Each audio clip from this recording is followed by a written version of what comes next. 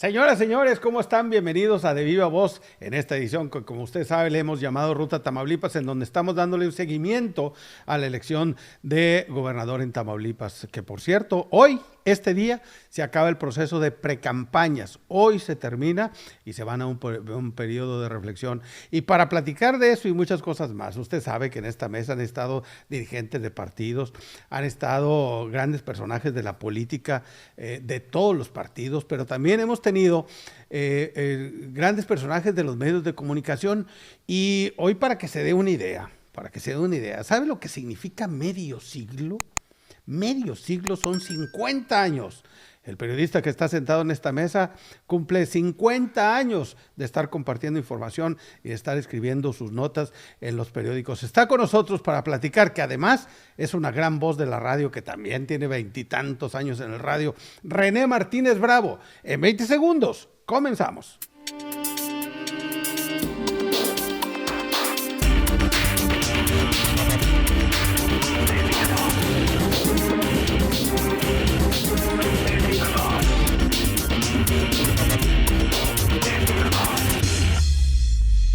Viva Voz.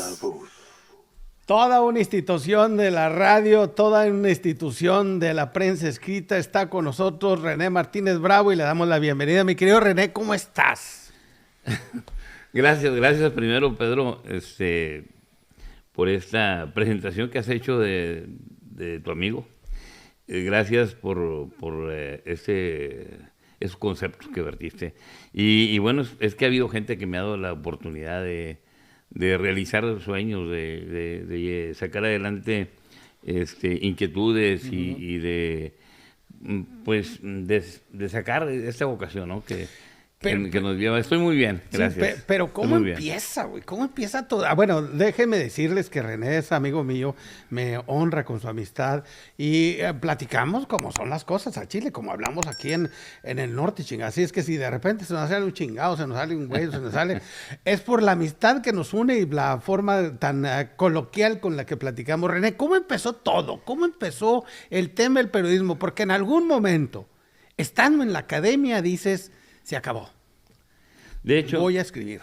Bueno, de hecho, te digo, y además esta manera de conducir, como lo haces tú, por supuesto, y es algo que ha caracterizado mi función, mi trabajo, mi carrera, porque ha sido muy coloquial. Eso ha funcionado bastante. ¿Sí? De cuando había épocas de señores periodistas, con todo mi respeto, como un Roberto Avilés Candia, una voz con gran presencia durante muchísimos años. Es correcto. Y que afortunadamente, gracias a Dios, todavía lo tenemos.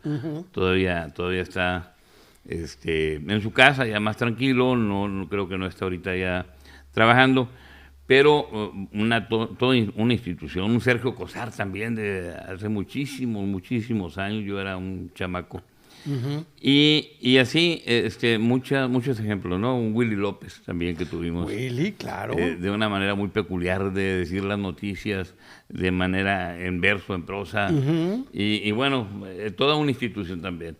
Y luego, después de tener ese tipo de ejemplos, donde siempre cuando uno inicia, pues tienes esas idea, inspiraciones, ¿no? esa inspiración de decir, bueno, yo quiero llegar un día a estar así como ellos, ¿no? Al menos en la cuestión del radio, ¿no? Porque la vocación se te da de manera natural, para escribir incluso, ya traes la chispa, ¿no? En muchas ocasiones no necesitas ni ir a una institución educativa cuando ya traes la vocación. Claro, tienes que perfeccionarlo, tienes que leer, tienes que aprender, tienes que buscar la manera de estar pues mucho mejor preparado, ¿no? Por supuesto, para poder hacer un buen papel, pero lo que importa es tu vocación, que lo sientas, que lo traigas contigo, que la pasión te llame, y entonces eso es lo que más vale, porque también conocemos periodistas o estudiosos de este tema, de esta carrera del periodismo, que incluso tienen títulos, pero luego no lo ejercen, no lo desarrollan, no traen esa pasión. Entonces, es correcto. Tiene que ser uno y dos, ¿no? Que vayan en conjunto para que logres de alguna manera dejar huella.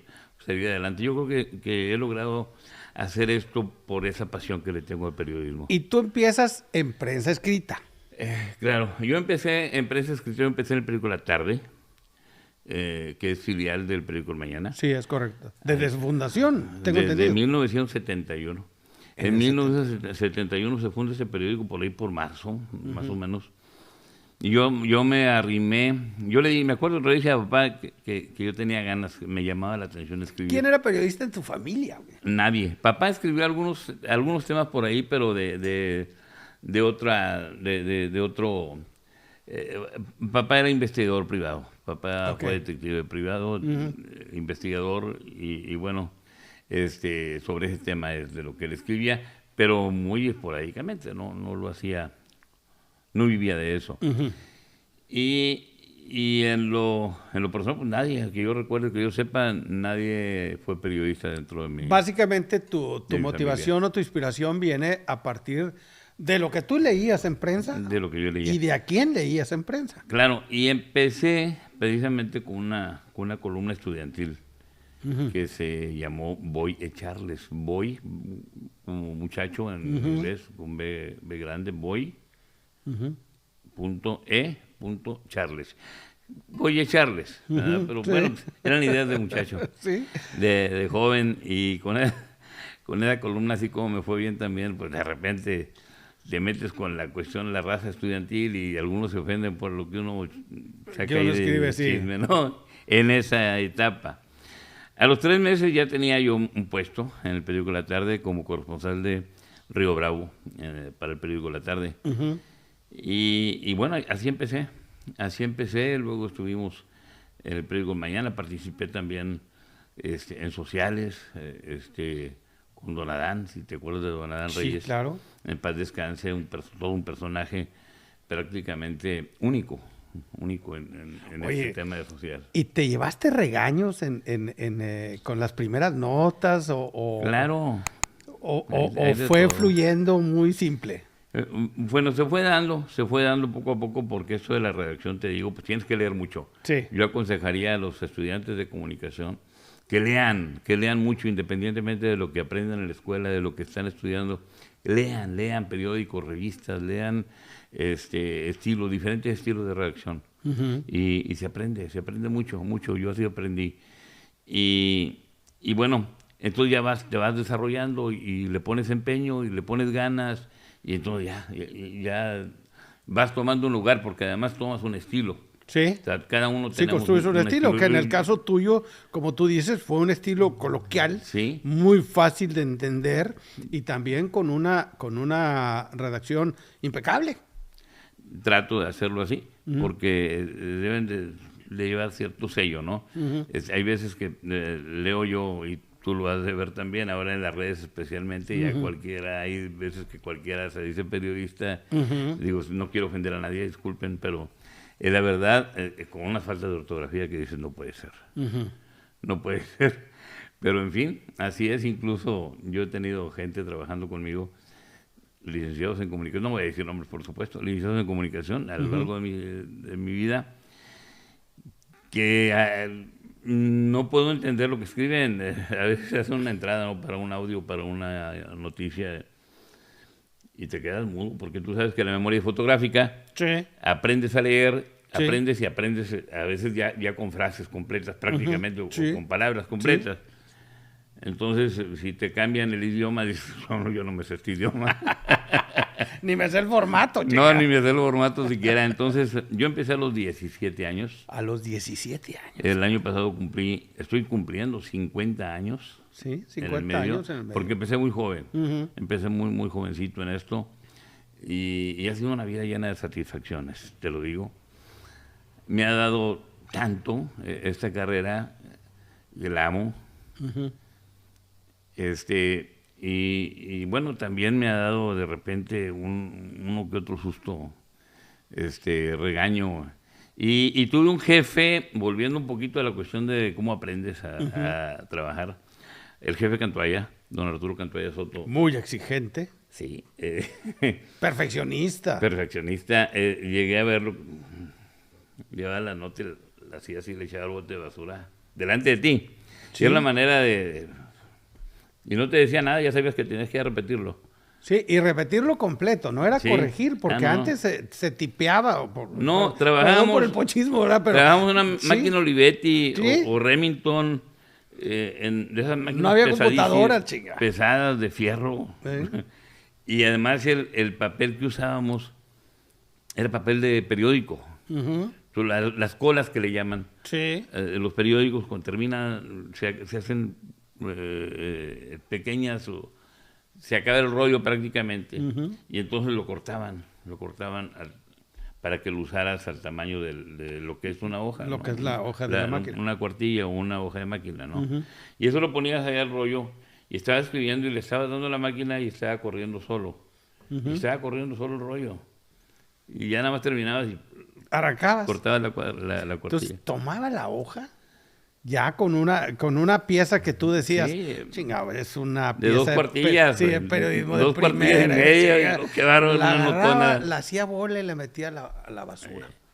Y bueno, pues también aprendes a comprar libros y a leerlos, periodismo trascendente. Y, pues, hay muchos libros donde puedes escoger, saber, leer, aprender la pirámide y ver lo básico, ¿no? Que como, cuándo, dónde, por qué. Y pues ahí te vas, ya sabes más o menos cómo ir formateando y haciendo una nota. Y así vas aprendiendo, y a base de tener jefes como los que yo he tenido y que agradezco en la vida. Fueron mis maestros. Un tía Guzmán, maestrazo también. Maestrazo. Espero que esté bien de salud. Espero que todavía esté con nosotros y no he sabido hace mucho de él. Un Fortino Cisneros también. Es cierto. Maestro. Y mucha gente, Erasmo Salinas, que bárbaro, en paz descanse. Sí. Un amigo, casi hermano, que yo quise mucho y que el año pasado se nos fue. Y bueno, te puedo platicar de mucha gente, ¿no? De muchos De compañeros. tanta gente y tantos buenos, chinga. Oye, Sí, cómo no. y entonces, David Olvera, que fue mi director en el periódico La Tarde, Sí. El Curro. sí. Y en esa construcción rodeado de todos esos monstruos en ese tiempo del periodismo, obviamente te formas un estilo y te formas una línea que respetas y que haces como tu sello, ¿verdad? Sí, claro, pues de ahí, Porque tienes que trascender entre todos ellos. pues te va dando y además la constancia, no aflojarle, y pues te tienes que ir abriendo camino, ¿no? Te repito, con tantos personajes de tanta trascendencia en el periodismo aquí en Reynosa, que hay una historia, nada más que si nos podemos hablar de ella no vamos a terminar, Sí. porque es muy larga. No, y si muy nos larga la vamos, historia. a las anécdotas, olvídate. Cállate. No tenemos que hacer un programa de muchas horas. Entonces, estoy cumpliendo 50 años. Allá por el 99 empecé en radio, Sí. que siempre también fue otro sueño que tuve, Sí. que se me hizo realidad, gracias a don Félix Garza Peña, en Radio Gape, Grupo Gape Radio, y que me dio la oportunidad de iniciar en esto. Es otra faceta muy diferente, el radio, y que también sigue teniendo ahorita en la actualidad una gran responsabilidad social, esta área del periodismo radiofónico, porque además tiene una manera de llegar al auditorio en el lugar más recóndito que tú puedas conocer. Y esa es otra manera de llegar también a la gente, ¿no? Y además donde te conocen otro estilo, coloquial, como el que decías ahorita, el dicharachero, el coloquial, el norteño, Sí. el amigo que de repente te habla para decirte sobre una queja y luego algunos alcaldes se te enojan, se te molestan porque dejas que esa llamada pase al aire, porque esa queja está, porque te debes a ellos, porque te debes a la sociedad, porque para eso estás, eres un enlace en un momento dado, te conviertes en un enlace entre la gente, entre el auditorio, la ciudadanía, con el gobierno, con el gobernante, o con la autoridad que en un momento dado tienen la obligación de atender el llamado de la gente, porque para eso están, les pagan y muy bien pagados para que cumplan con su trabajo, así de fácil. Periodismo escrito, periodismo en radio, y en algún momento te metes al periodismo digital. Sí, ya en el 2009, cuando vemos, es que hay que ir cambiando, que ir cambiando, porque si no evolucionas te quedas atrás. Y ha ido tan aprisa esta pues carrera en tecnología, ¿no? Digital especialmente, que quien se ha quedado atrás, quien se ha quedado solamente en impreso, pierde todo, pierde la clientela, pierde la gente, la gente, la audiencia, ¿no? Sí. Entonces tienes que estar vigente siempre. En el 2008 inicio con mi página noticiasriogrande.com, después de que tuve también un impreso, Renovación, que se llamó Renovación, y lo dejé precisamente para empezar el proceso de digitalización, de virtual, periodismo virtual, ¿no? Sí. Y ahí estamos todavía en ese esfuerzo, en radio.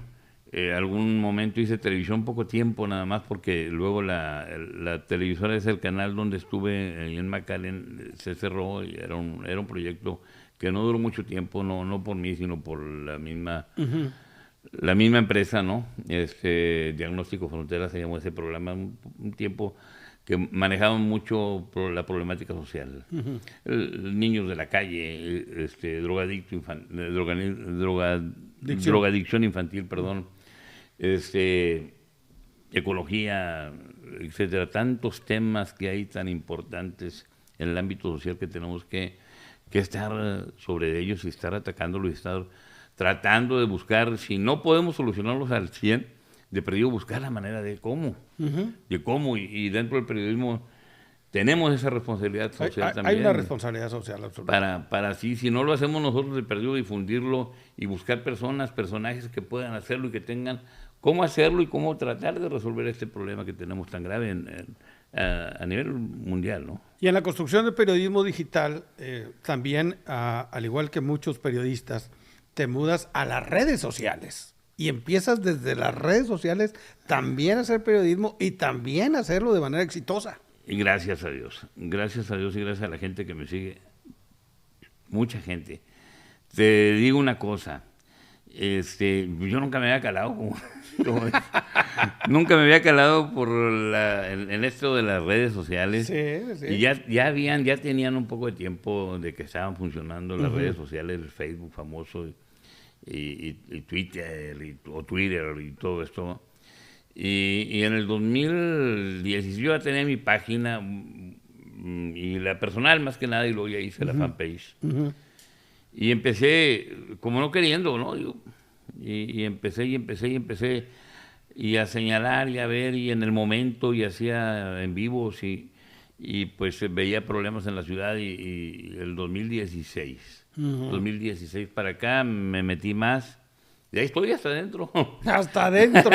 Se hace una especie de adicción, cabrón. Sí. Cuando uno tiene la facilidad de estar en el momento y tener a la mano el celular que permita hacer un enlace o hacer un en vivo. Es una herramienta que yo nunca imaginé. Sí, es una herramienta maravillosa. Porque la uso para todo, la uso para escribir. Aquí hago notas, artículos completos. Sí, a veces me duelen los dedos porque pues la posición, ¿no?, de estar escribiendo. Inclusive sales de una rueda de prensa y ya traes un escrito. Sí, o a veces estás en la rueda de prensa y estás haciendo la nota. Estás haciendo la nota. Pero no termina la rueda de prensa y ya tienes la nota. Ya está arriba. Es correcto. Estamos platicando con René Martínez Bravo, es periodista, y en este programa vamos a seguir platicando con él, pero antes quiero decirles que les agradezco mucho a todas las personas que nos siguen por nuestras redes sociales.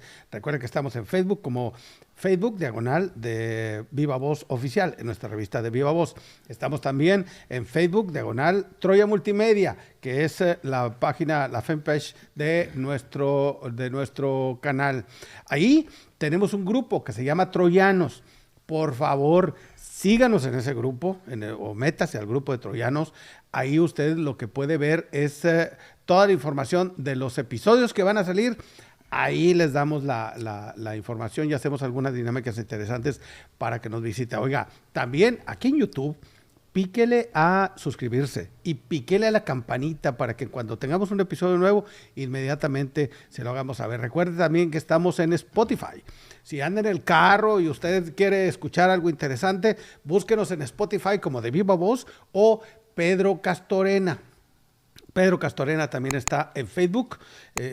Dice mi esposa que yo no tengo cuerpo para OnlyFans, pero sí tengo una fanpage en Facebook. Así es que búsqueme en la fanpage, ahí estoy.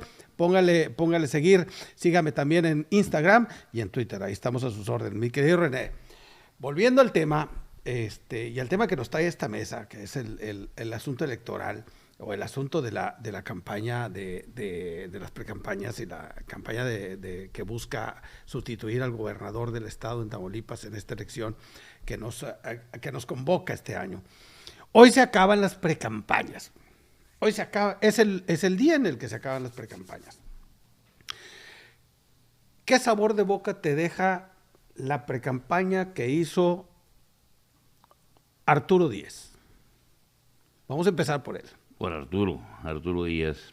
De Movimiento Ciudadano. Sí. Arturo Díaz, exalcalde de Ciudad Victoria.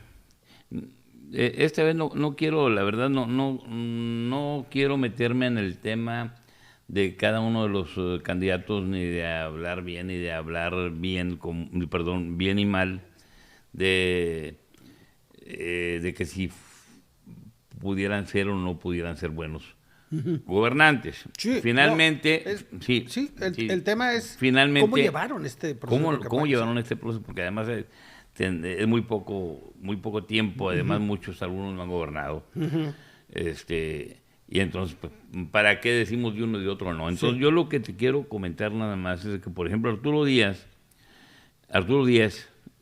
Gutiérrez,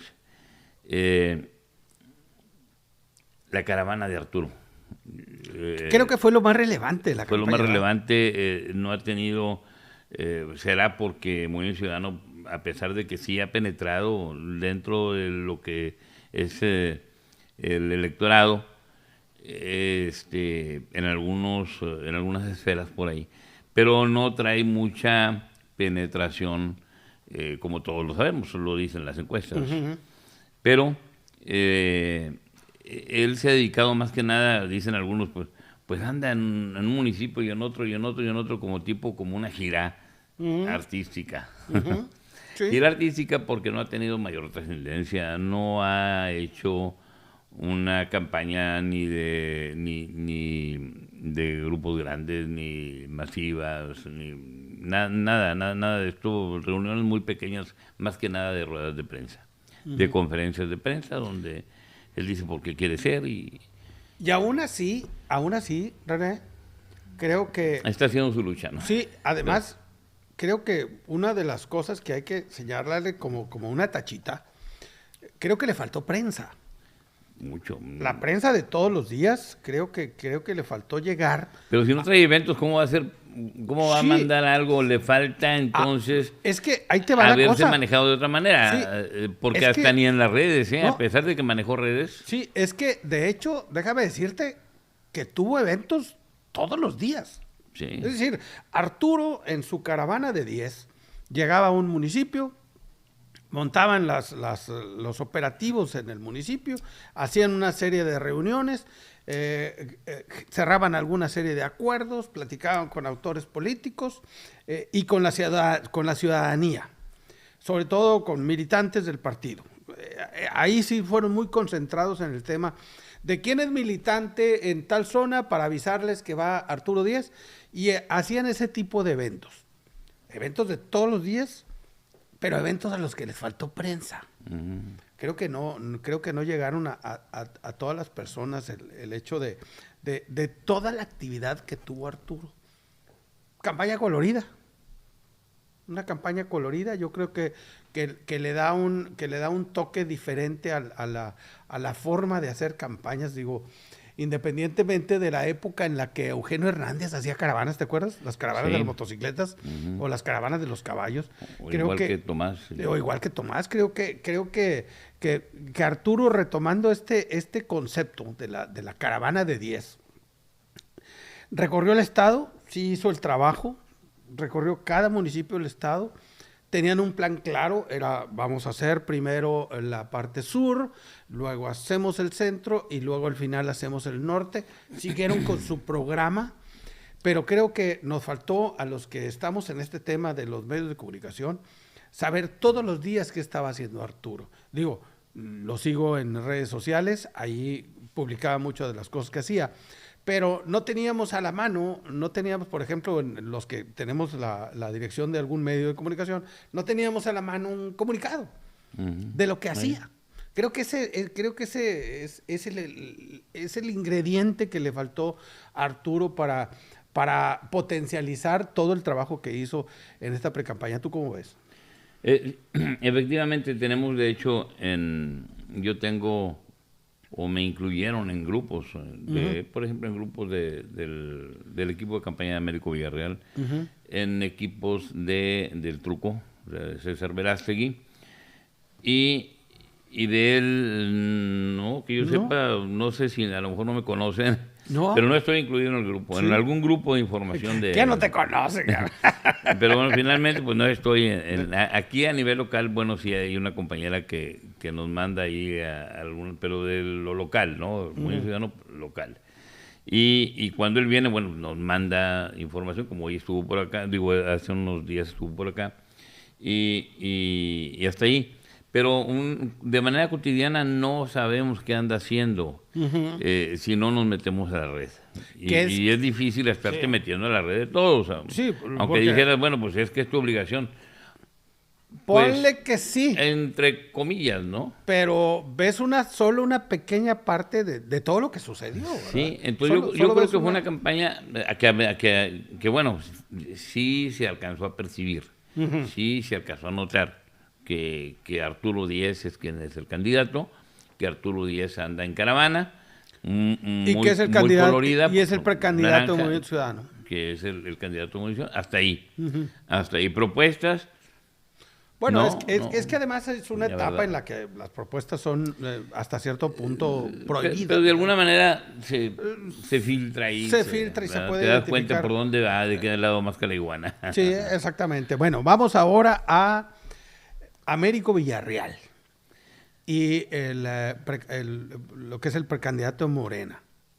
¿Qué sabor de boca te queda la precampaña de Américo?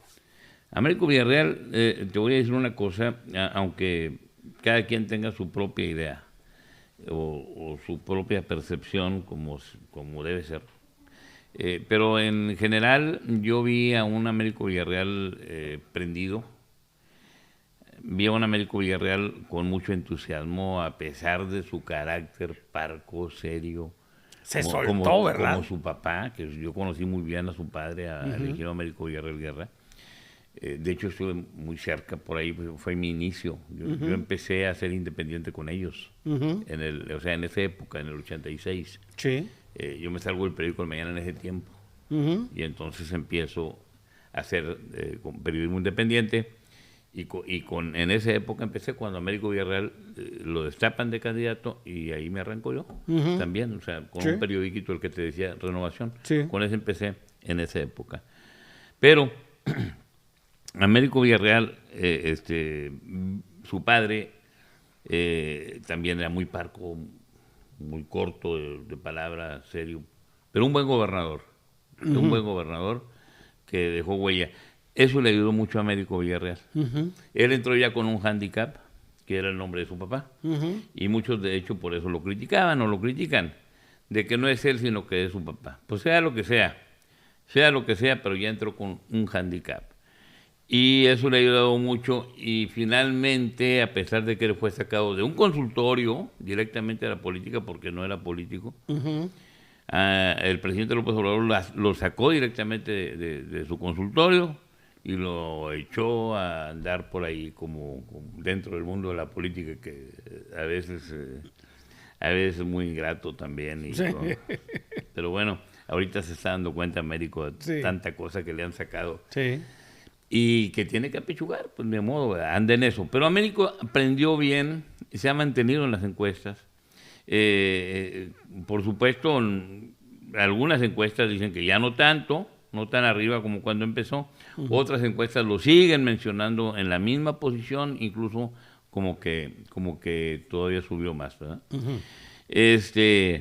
Yo digo que hizo una buena campaña, muy al interior. Empezó frío, muchos lo percibimos así, como que empezó frío, como que no prendía, empezó como que muy hacia el interior, porque ni siquiera mandaban boletines al principio, estaban como Arturo Díaz. Sí.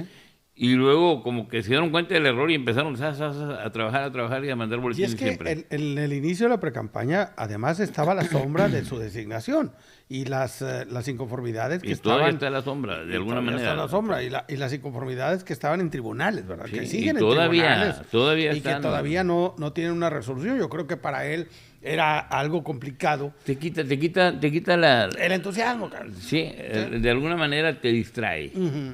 Pero Y cómo yo no. lo que sí te puedo decir es que del Américo Parco, que hablaba muy poco, ya en la precampaña, cuando arrancaron, que te digo, a lo mejor 10, 12 días después de que arrancó el periodo, ya lo vi más sueltito, como Sí. que más platicador en el escenario, más sonriente, integró a su esposa Sí. en los recorridos y creo que... Excelente idea. Sí, y creo que hizo creo que hizo una precampaña muy al interior, muy a lo que se... Muy cuidadosa de todas las normas, ¿no? Es correcto. De lo electoral. Creo que en no este se tema. salió de lo que debería de esperar el morenista o el López Obradorista de su candidato.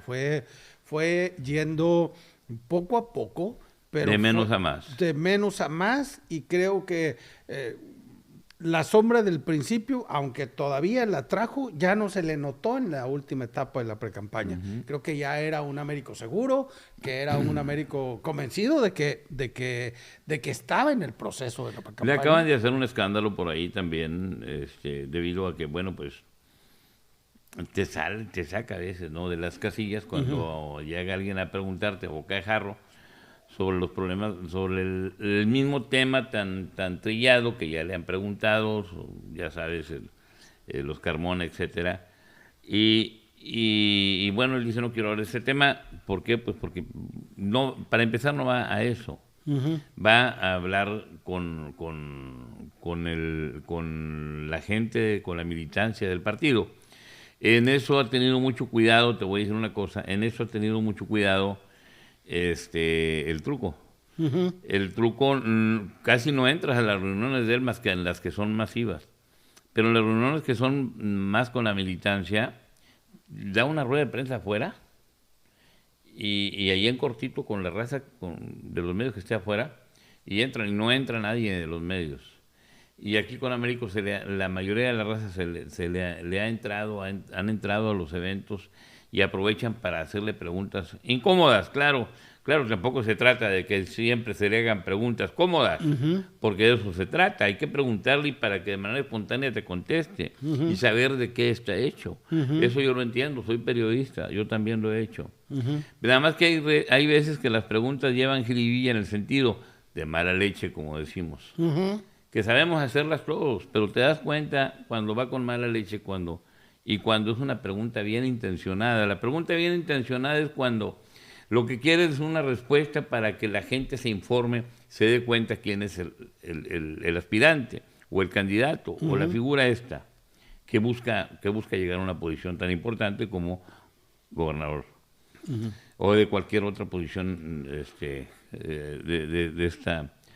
esta índole, donde buscan el voto, el favor de la gente. Bueno, pero te diré una cosa, al día de hoy, 10 de febrero, no se ve un gran impacto de ese escándalo que se dio, no sé, por ahí del día 2 de febrero.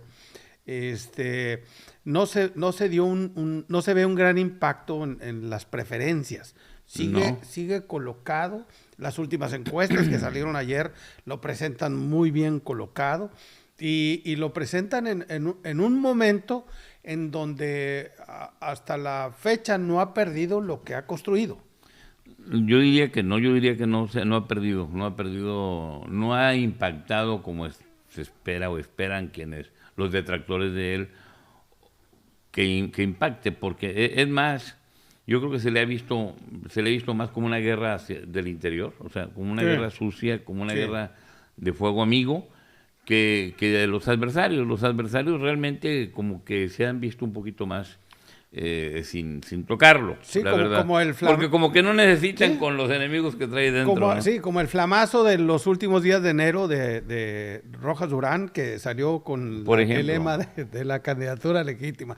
Pero bueno, yo digo en muchas ocasiones, y se lo recomiendo a los políticos muchas veces, es mejor a veces quedarse callado porque pierdes todo lo que ganaste.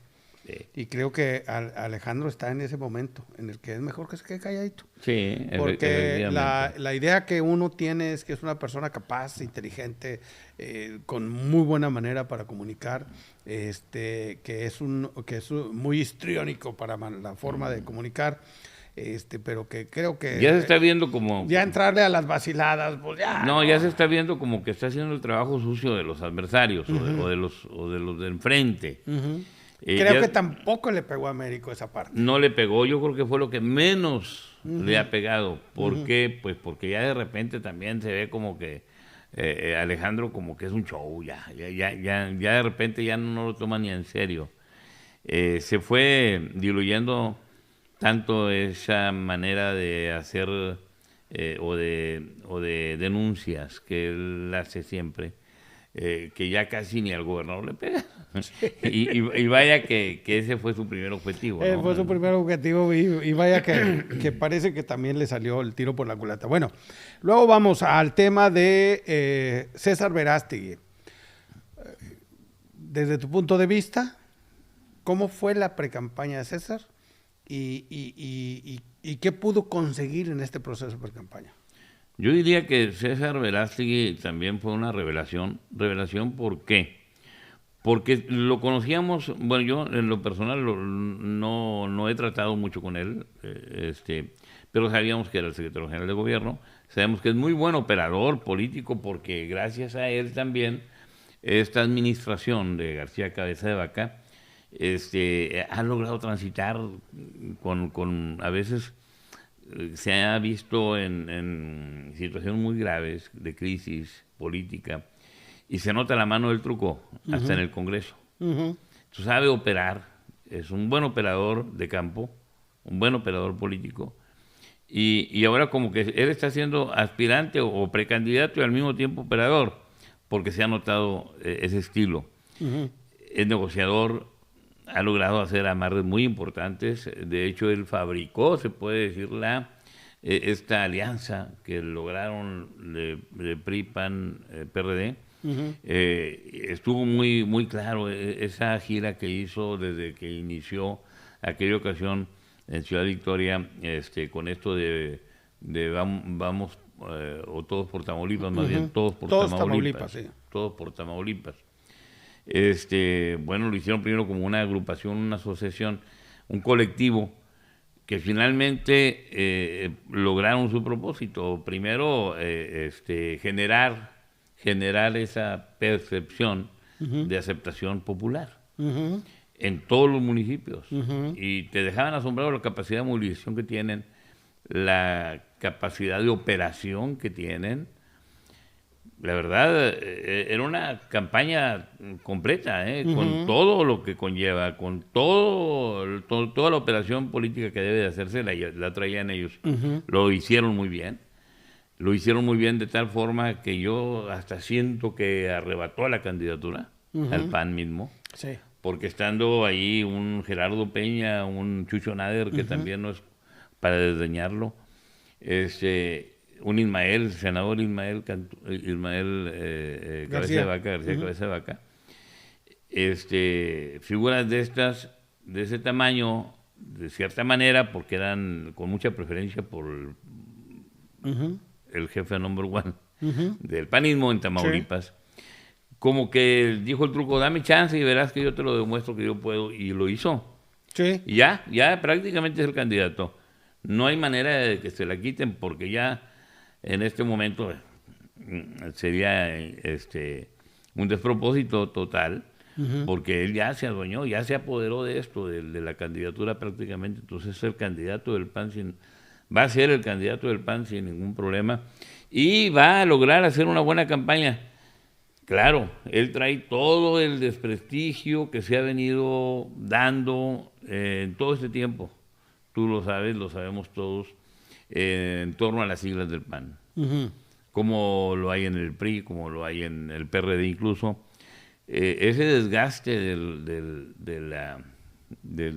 lo que es ejercer el poder le alcanza. Y entonces se da de cuenta que va contracorriente. Y hace bien en lo que está haciendo, de tratar de decir, estas son barajas nuevas, este es un juego nuevo, como diciendo, olvídense ya de lo que está ahorita, aunque él formó parte de ese gobierno, pero trata de deslindarse, casi es imposible deslindarte de un gobierno donde tú estuviste ahí de manera importante, pero trata de hacerlo, como diciendo, bueno, yo de alguna manera ahí estaba, pero él tenía que seguir un proyecto. Ahora es su proyecto, ahora es él, ahora son otras las reglas del juego. Ahora él está invitando a todos a que vayan con él, y además tiene fama de que el vato es negociador, tiene fama de que además es cumplidor. Entonces eso le ha generado también mucha confianza entre las figuras políticas o los cuerpos políticos que ha estado logrando atraer hacia su proyecto. Yo creo y eso también es una gran ventaja. Sí, yo creo que lo conocimos en la precampaña, el proceso de precampaña. Coincido contigo, lo conozco personalmente y es un tipo que en cortito tiene una habilidad de negociación muy buena. Sí. Es muy interesante su plática. Para hablar también. Sí. Pero se ha vuelto ya muy expresivo igual. Sí, pero es muy expresivo. Al principio, inclusive lo criticamos en alguno de los programas, porque decíamos, no es bueno para hablar en público. Bueno, hasta en la precampaña nos demostró que sí es bueno para hablar en público. Es muy coloquial para hablar. Sí, muy coloquial, pero habla como los tamaulipecos. Sí. Y en corto es un caballero. Eso le ha ayudado. Eso le ha ayudado mucho. Y yo creo que le va a seguir ayudando si sigue por esa línea. Sí, el único detalle es que creo que debieron sus asesores posicionarlo con su nombre y apellido sin el apodo. Porque acuérdate que para nosotros los tamaulipecos el tema del truco está relacionado con la magia, está relacionado con lo truculento, con el engaño. Está relacionado con el engaño, y creo que la palabra, aunque la hayan explicado en el tiempo de precampaña, ¿por qué le dicen el truco? Sí, por trucutú. Sí, aunque lo haya explicado, creo que el haber usado tiempo para posicionar su apodo, en algún momento les va a pesar en el momento de la campaña. Creo que no debieron de haber utilizado el apodo para hacer su posicionamiento, porque al final de cuentas, pues lo conoces. Lo conoces y sabes que es una buena persona, pero a la hora de que le pones esa carnita a la oposición de ellos para como decir, lo usaron, sí, como lo han usado, pero finalmente también son riesgos. Acuérdate que en eso tú conoces mucho de esto. Acuérdate que hay costo-beneficio. En un momento dado también pudieron haber dicho, bueno, ¿cuál es el costo? Lo calculan y hasta dónde nos puede hacer daño. ¿Y qué sería el beneficio?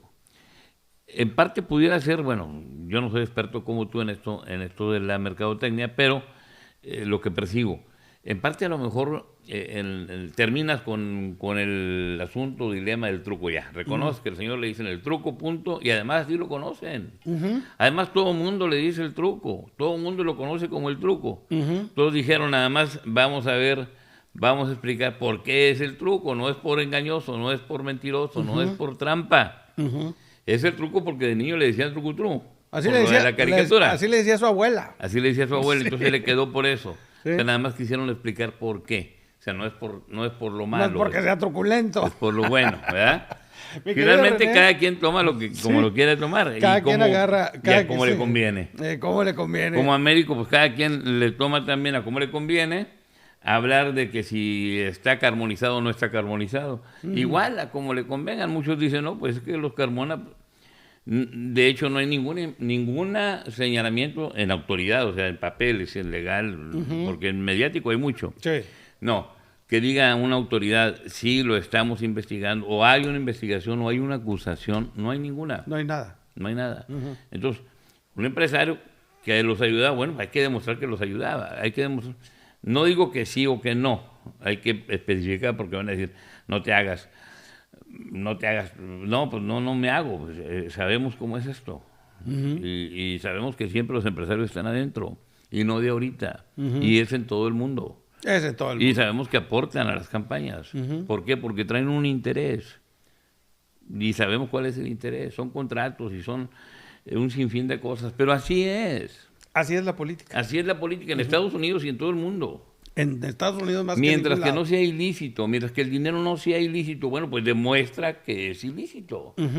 Pero no uses, bueno, se usa porque pues es una manera de denostar, al contrario, ¿no? Lo usan mediáticamente. No deberían, porque bueno, hay que demostrar primero para poder señalar. Pero finalmente en la política y en el amor todo se vale. Todo se vale. Y así estamos en esa situación. Así es. Y con esa frase nos quedamos, mi querido René. Te agradezco mucho que hayas estado con nosotros. ¿Dónde te vemos en redes sociales? Estamos, bueno, de manera personal, con mi red personal, es René Guadalupe Martínez Bravo. Con mi nombre, yo nunca me escondo para escribir. Siempre doy la cara y firmo todo. No me escondo, no estoy en una página que nadie conozca, o de esas que no saben ni de quiénes son. Y como fanpage, la fanpage de mi página es Noticias Río Grande, NRG, Noticias Río Grande. Ahí me encuentran en la fanpage también, en Facebook. Y en radio también, si puedo decir. Sí, claro que sí. La Raza, 1060. En el 1060 de AM, en La Raza. 1060 AM, La Raza. Ahí también me encuentran de 4 a 5 de la tarde. Ahí estamos también trabajando. 69.2 Digital Televisión Abierta. Y Facebook Live también de La Raza. Muy bien. 1060. Muchas gracias, René. ¿Algo más que quieras agregar? Nada más agradecerte a ti, agradecer a tu amplio auditorio, a toda la gente esta que te sigue, que no son pocos, son muchos. Que el favor de la atención, de su atención, muchas gracias. De la preferencia que tienen hacia ti, hacia mis redes también, hacia los medios en donde tengo presencia. Gracias a todos ellos, gracias a ti, gracias a todos los que hicieron posible hacerme un periodista, desarrollarme en esta carrera que me apasiona tanto. Gracias a todos. Muchas gracias a ti, René, y gracias a Óscar González en la producción, a Michelle Méndez en la coproducción, Andy González en el audio y ahora también en parte de la edición de este episodio. Muchas gracias a usted que nos vio y, por favor, recuerde que aquí se escuchan todas las voces, todas las ideas, todas las formas de pensar, siempre y cuando sea de viva voz.